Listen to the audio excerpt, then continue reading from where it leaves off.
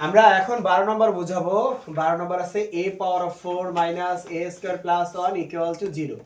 তো আমরা এই প্রশ্নটা একটু ভালোভাবে যদি দেখি যে প্রথমেই কিন্তু 4টা a আছে। তা আমি বলেছিলাম যে এই জায়গা প্রথমে যে কয়টা থাকবে তার অর্ধেক দিয়ে 3 বডির ভিতরে ভাগ হবে।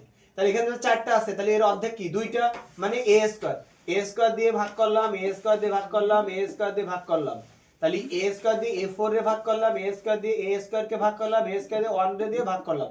নিয়ম হলো যে কয়টা a থাকবে তার অর্ধেক দিয়ে 3 বডির ভিতরে ভাগ। এসে যদি খেলাম তো ভাগের সময় আমাকে কি করতে হবে, বিয়োগ করতে হবে। 4 এর থেকে 2 গেলে 2 থাকবে।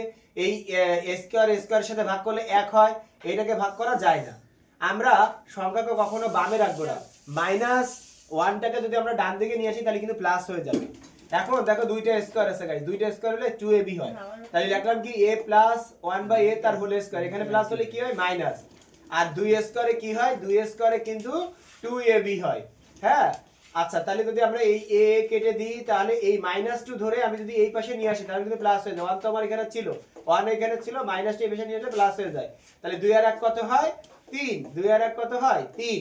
আর a স্কয়ার কে আমি যখন বাম দিক থেকে ডান দিকে নিয়ে আসি তখন এটা রুট হয়ে গেছে, অর্থাৎ a + 1/a এর মান কিন্তু √3।